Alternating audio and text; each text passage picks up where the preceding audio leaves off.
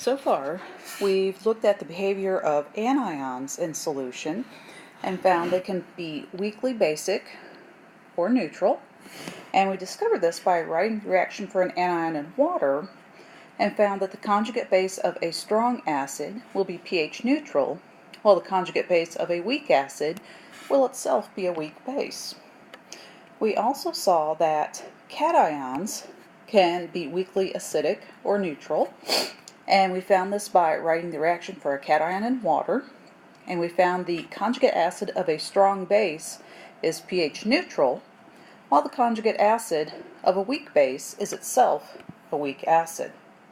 Our task today is to determine the acidity or basicity of a salt solution, especially when it contains both a weakly acidic cation and a weakly basic anion, which means we'll have to backtrack and calculate the appropriate K value for the conjugate acid or base.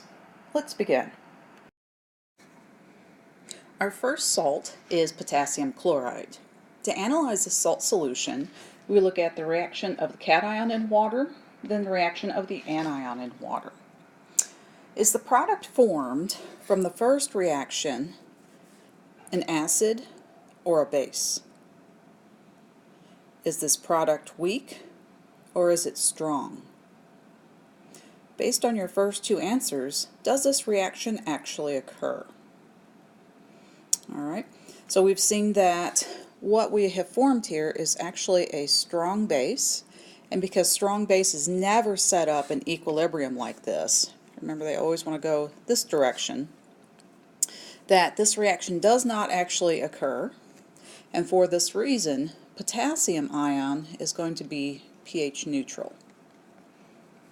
If we run through the same exercise for chloride, is the product formed an acid or a base?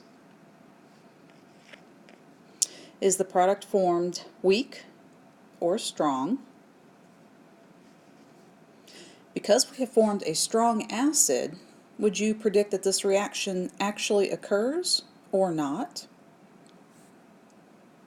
This reaction does not happen, so we would say that this reaction is also neutral, giving us a neutral salt solution overall. Our next salt is potassium fluoride.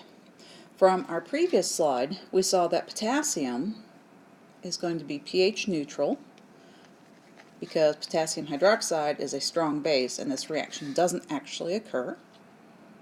So let's look at the second reaction.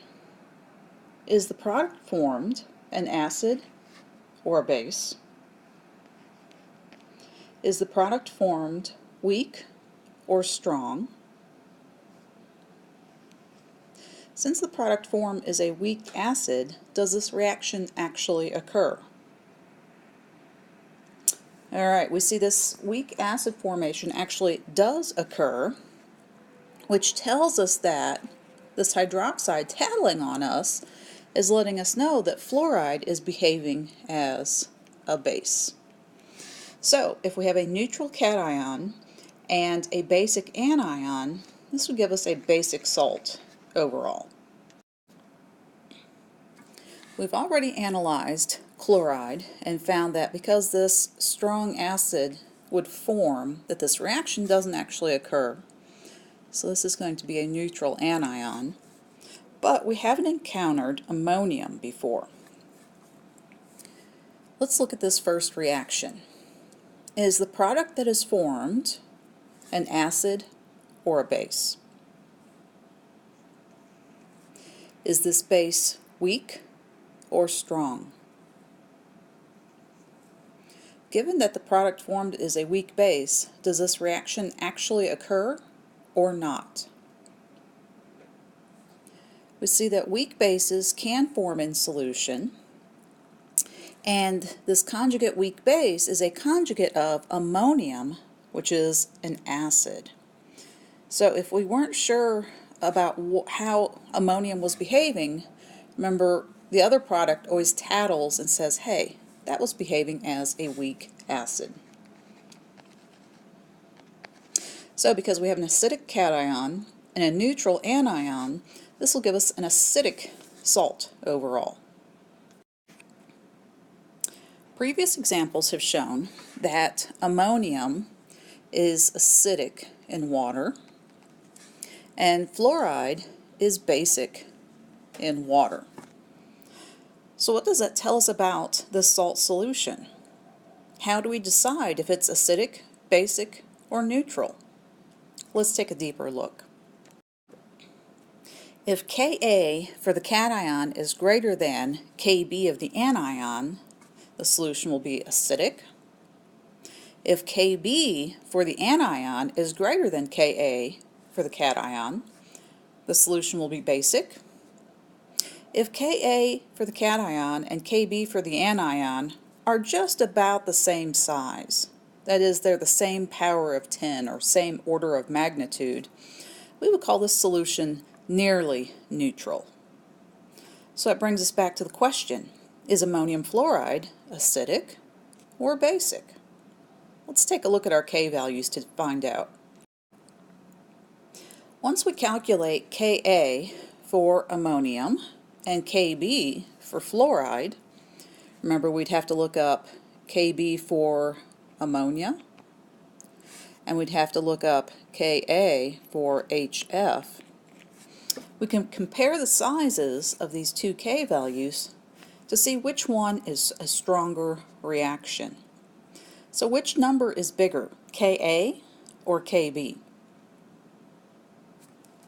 Ka is the bigger number, so this tells us the acidic reaction is stronger than the basic reaction that's occurring.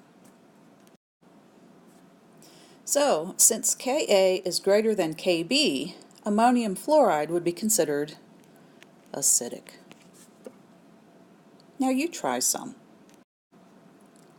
Which of the following is a basic salt? Remember to split up each salt into its component ions. Write out how those ions behave in water as an equilibrium. Analyze the products to determine if they are acidic or basic, weak or strong, and then predict the acid-base characteristics of the salt. We see here that if we're looking for a basic salt, B is the correct answer.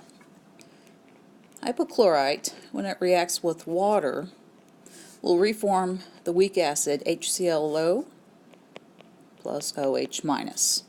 Bromide, iodide, and chloride are the conjugate bases of strong acids and therefore will be pH neutral. Which of the following is an acidic salt? The correct answer is D.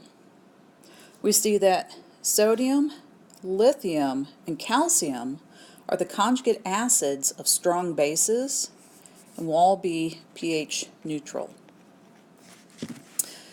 CH3NH3 plus is the protonated weak base, methylamine, which when it's allowed to react with water will reform CH3NH2 plus H3O plus.